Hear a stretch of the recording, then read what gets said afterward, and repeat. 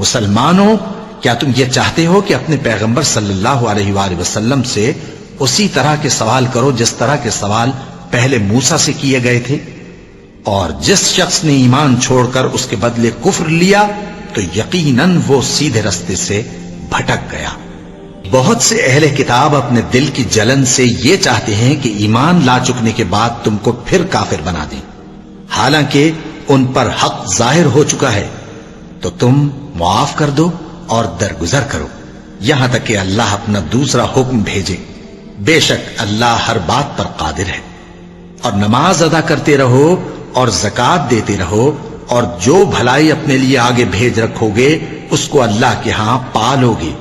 کچھ شک نہیں کہ اللہ تمہارے سب کاموں کو دیکھ رہا ہے۔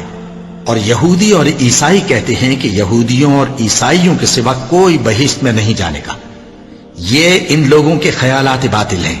اے پیغمبر، ان سے کہہ دو کہ اگر سچے ہو تو دلیل پیش کرو۔ ہاں، کیوں نہیں؟ جو شخص اللہ کے آگے گردن جھکا دے یعنی ایمان لے آئے اور وہ نیکوکار بھی ہو تو اس کا صلہ اس کے پروردگار کے پاس ہے۔ اور ایسے لوگوں کو قیامت کے دن نہ کسی طرح کا خوف ہوگا اور نہ وہ غمناک ہوں گے۔ اور یہودی کہتے ہیں کہ عیسائی رستے پر نہیں، اور عیسائی کہتے ہیں کہ یہودی رستے پر نہیں، حالانکہ وہ کتاب الہی پڑھتے ہیں۔ اسی طرح بالکل انہی کسی بات وہ لوگ کہتے ہیں جو کچھ نہیں جانتے یعنی مشرک۔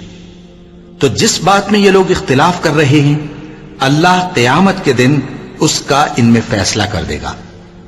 اور اس سے بڑھ کر ظالم کون جو اللہ کی مسجدوں میں اللہ کے نام کا ذکر کیے جانے کو منع کرے اور ان کی ویرانی کے لیے کوشش کرے۔ ان لوگوں کو کچھ حق نہیں کہ ان مسجدوں میں داخل ہوں مگر ڈرتے ہوئے۔ ان کے لیے دنیا میں رسوائی ہے اور آخرت میں بڑا عذاب۔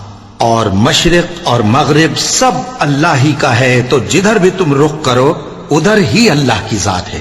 بے شک اللہ صاحب وسعت ہے، باخبر ہے۔